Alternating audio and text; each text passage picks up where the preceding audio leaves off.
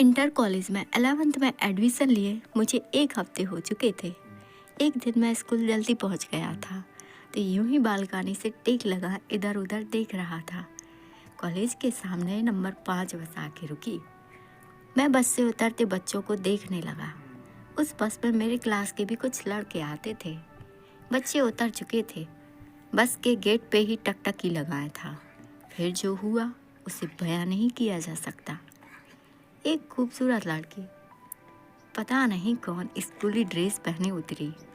मैं थोड़ा सावधान हुआ, उसे देखने के लिए बालकनी के कोने पर गया। गेट से बस काफ़ी दूर रुकती थी। वो गेट की तरफ आ रही थी। बदलियाँ छाई सी ठंडी हवाएं चल रही थी। मैं भी हवाओं के साथ उड़ रहा था। पहली नज़र में ही उसे देखने के बाद दिमाग फिल्मी कल्पनाएं करने लगा। वो स्कूल में प्रवेश कर चुकी थी। मैं जल्दी से नीचे भागा, ये देखने के लिए कि आखिर वो किस क्लास में जाती है। मेरे नीचे पहुंचते ही वो ऑफिस में प्रवेश कर गई। प्रार्थना की घंटी बजी। आज दिमाग कहीं और ही था। दोस्तों ने कहा, जो लड़की दूर से अच्छी दिखती है वो होती नहीं है। प्रार्थना खत्म होने के बाद हम क्लास में गए। चूँकि क्लास में 3 पंक्तियों में बेंच लगे थे, फिर भी मैं लास्ट बेंच स्टूडेंट था। क्लास में लड़कियों की लाइन आनी शुरू हो गई और फिर जैसे खुशी से पागल हो गया। आंखें फैल गईं जब मैं उसे लाइन में देखा। लंबे खुले बाल, कातिलाना आंखें, गेहुआ रंग, वाकई बहुत खूबसूरत लग रही थी वो बैठी जिस हिसाब से हम दोनों में हमें सबसे ज़्यादा दूरी थी। वो पहली लाइन की पहली बेंच पे और मैं तीसरी की आखिरी बेंच पे। मैं उठा और उसे नज़दीक से देखने के लिए बोतल लिए आगे गया।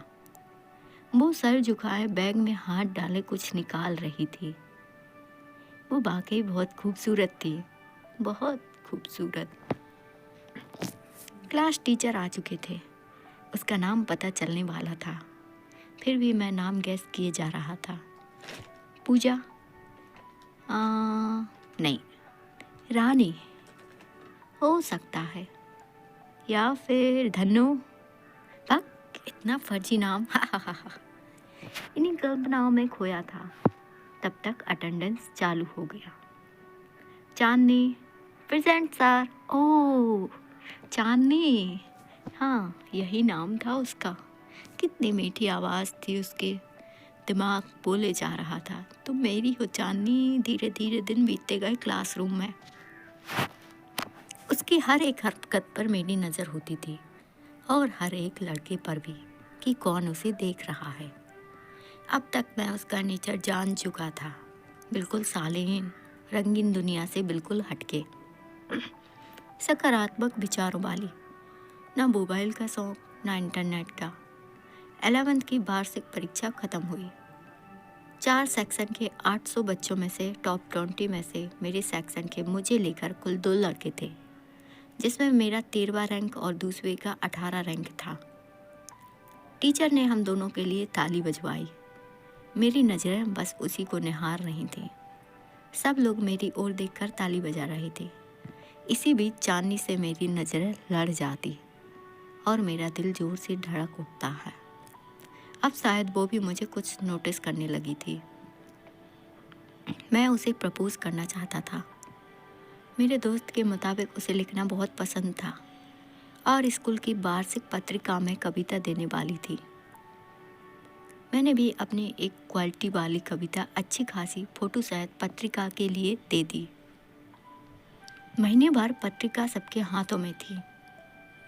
पत्रिका के मेरे हाथों में आते ही जल्दी जल्दी उसकी कविता का पन्ना खोजा। ऊपर उसकी हल्की धुंधली सी तस्वीर, नीचे नाम चांदनी, क्लास 12 B2। बारिश पर लिखी एक कविता थी, थोड़ी बच्चों वाली टाइप की थी, पर मैं बार बार उसकी कविता को पढ़ता। हर बार क्लास में अच्छे लेखों और कविताओं की तारीफ हो रही थी। मेरी भी। सुमन वही किताब खोले बैठी थी। मैं उसकी तरफ देख रहा था। तभी उसने मेरी तरफ देखा। मुझे समझते देर न लगी कि वो अभी मेरी ही कविता पढ़ रही है। वो मुस्कुराई। मैं भी मुस्कुराया। उसने कहा, अच्छा लिखते हो पंकज, बहुत अच्छा।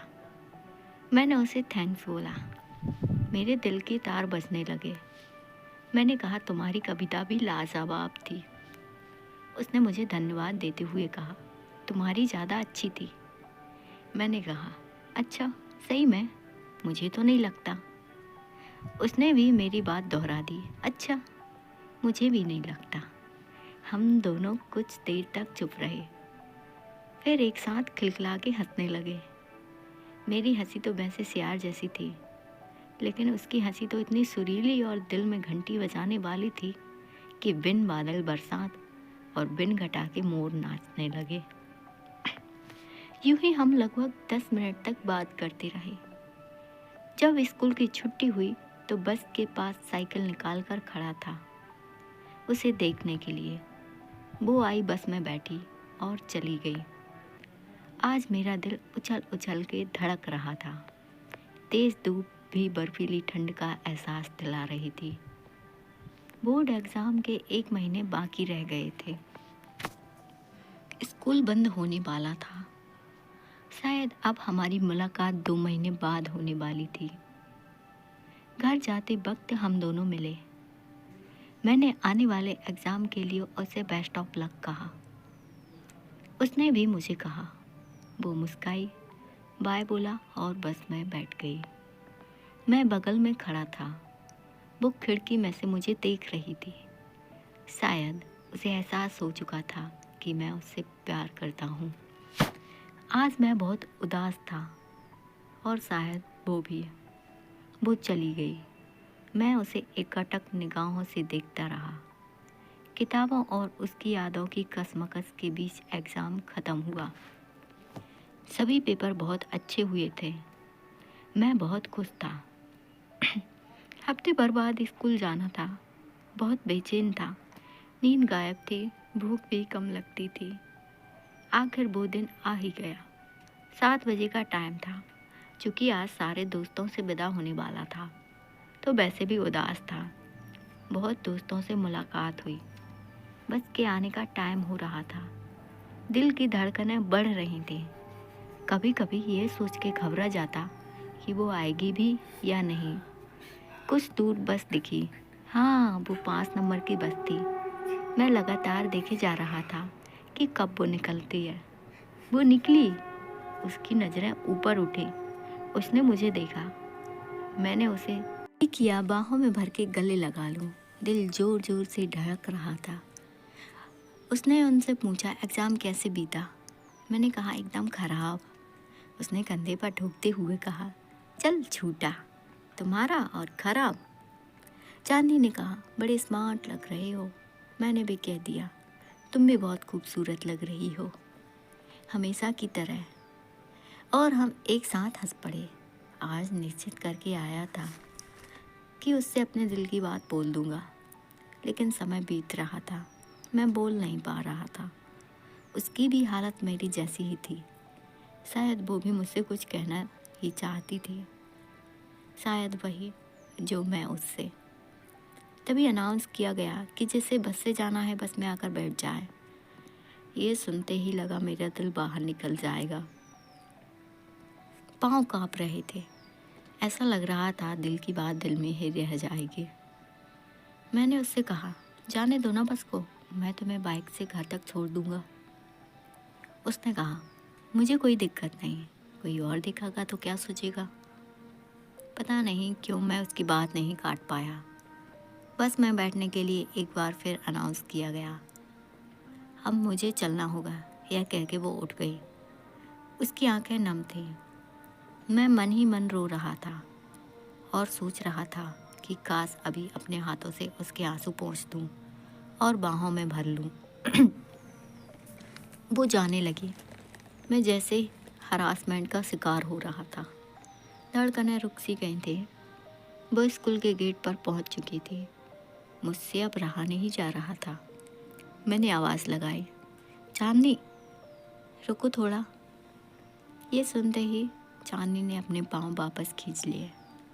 मैं जल्दी से लड़खड़ाते हुए उसके पास गया। अब निश्चित कर लिया था, इस बार बोल के रहूँगा।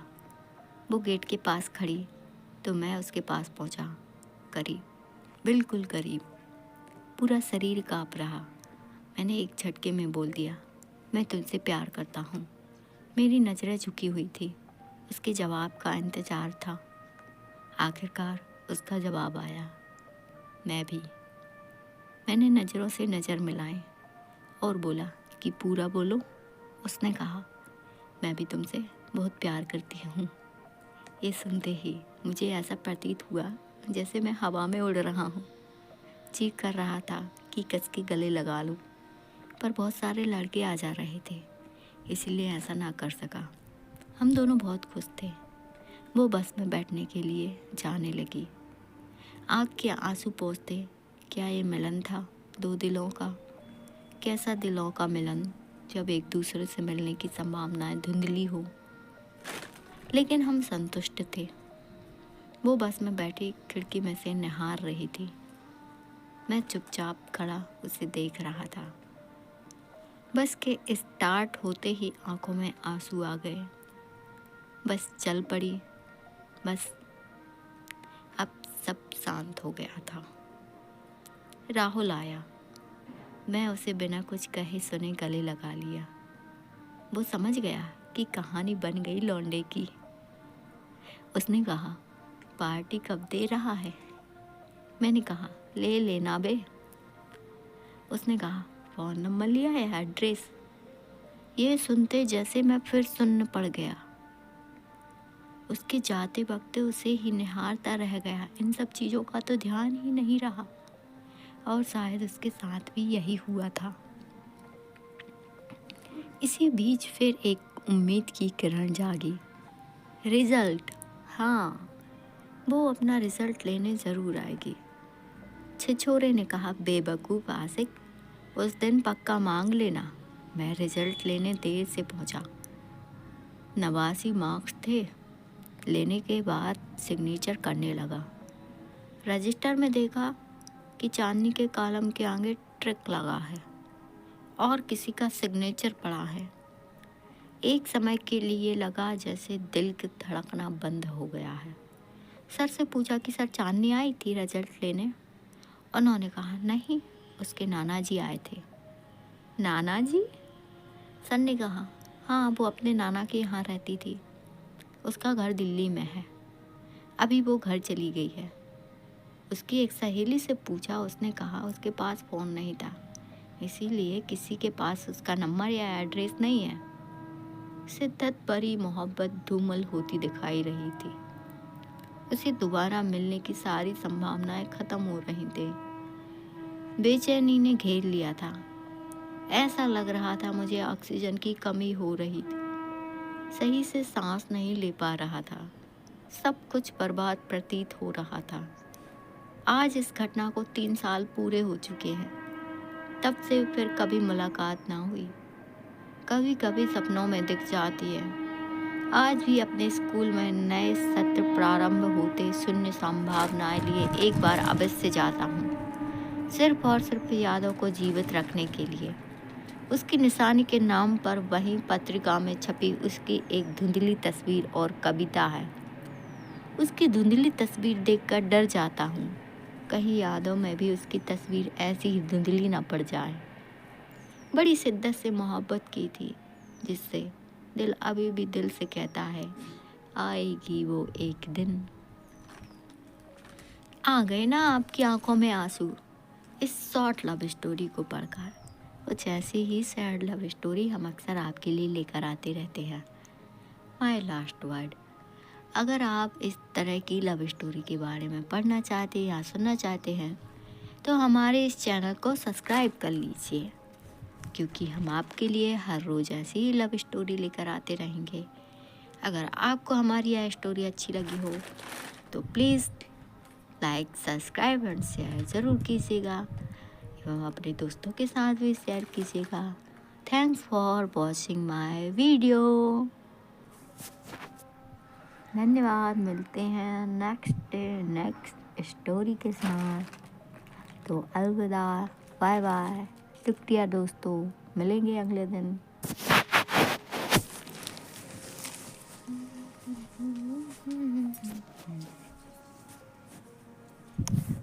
टिंग टिंग टिंग।